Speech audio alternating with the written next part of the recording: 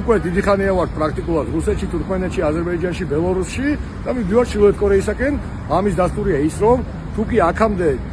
მიგვაჩვიეს კომენტარების კი არა და პოსტის გამო დაჯარიმებას, მეც დაჯარიმებული ვარ და ერთი ადამიანი ციხეში გაუშვეს, ეხლა უკვე სხვისი პოსტის კომენტარის გამო აპირებენ ჩემს დაპატიმრებას, საუბარია თქვენი გამოცემის ნეტგაზეთის სტატიის კომენტარზე, რომელიც არ წამიკითხავს ფოტოშოპს ვაღიარებ სათაურის წავიდე, სათაურში სულ არ იყო კონკრეტული მოსამართლე, ზოგადად გამოხატე სავარაუდოდ პროტესტი. თუმცა ესეც არ მახსოვს და შეიძლება საერთოდ ის კომენტარის არ იყოს ჩემი ან არა, ეს ცალკე თემაა, მაგრამ ფაქტი ერთია, მე რა თქმა უნდა ივანიშვილის აიათოლური სასამართლოს წინააღმდეგი ვარ, თვლი მას რეჟიმის შემოქმედად და მსახურად, უნებრივია და შეიძლება ეს კომენტარი დამეწერა ან არ დამეწერა, მაგრამ ფაქტია ეს ჩემი გამოხატვის თავისუფლებაა და ანტიკონსტიტუცია ასეთი კანონმდებლობის არსებობას გასაჩივრებულია და გასაჩივრების შედეგების დაულოდება დავაკეთე შუამდგომლობის სახით მოსამართლესთან, მაგრამ არც ერთ შუამდგომლობას არ აკმაყოფილებს, თქვენ წარმოგიდგენთ ტროიკის პრინციპითაც არ მოეწონა რომ უთხარი ადვოკატის გარეშე გასამართლებას აპირებდა ნახევარ პროცესი ესეც ჩაატარა და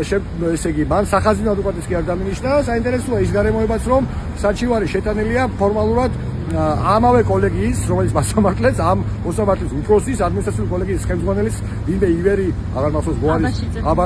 აბაშიძის მიერ, რომელსაც ასევე არ ვიცნობ და მისი ხელმძღვანელი მოსამართლემ აცილება ამ სრულიად დასაბუთებული მოტივით არ დააკმაყოფილა, არაფერს არ აკმაყოფილებს ეს მოსამართლე და ფაქტი ერთია, მე მინდა გაჩვენოთ, რეალურად რის გამო ბოლო წუთი რა იყო ბიძინა ბაშისთვის, ბიძინა რუსისთვის, ბიძინა როდიონოვისთვის, ბიძინა აბასისთვის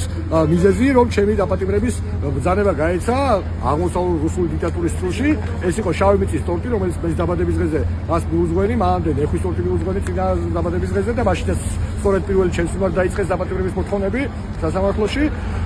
შესაბამისად, თუ ჩვენ შევეგუებით იმას, რომ გამოხატვის ყველა ფორმას აგუგზავნენ, აი ტროტუარზე და ასფალტზე დგომის გამო, ან ერთზე, ან სავალ ნაწილზე, ან ტროტუარზე დგომის გამო, დაგვიჭერენ ისე ნიშნავს, რომ აქციების აკრძალვას და შეკრების აკრძალვას შევეგუებთ, თუ შევეგუებთ, რომ პოსტის და კომენტარის გამო დაგვაპატიმრეს იგი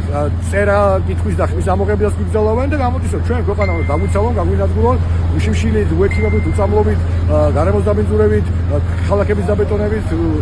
მდინარეების გადადგურებით, ხეობების დახესიანებით, ყველანაირ კულტურული მემკვიდრეობის გადადგურებით, იქნება ეს დელათის აკრესი ამ ყველაფერს გააგრძელებენ, მიიტაცებენ, გაკიდიან ჩვენ სამშობლოს, ჩვენ გადაგვასახლებენ სკოლებში ამოვასახლებენ და ჩვენ ხმის ამოღების პროცესს არ უნდა გქონდეს. ანუ მონდა ფუტბოლობას რომ შევეგუოთ და საკუთარი სამშობლოს დაკარგვას. მე ამას არ ვაპირებ და ვაპირებ გაგრძელებას მიუხედავად იმისა, რა ფორმის სასჯელი იქნება ჩემს წინააღმდეგ გამოყენებული ადმინისტრაციული სამართლის სახით.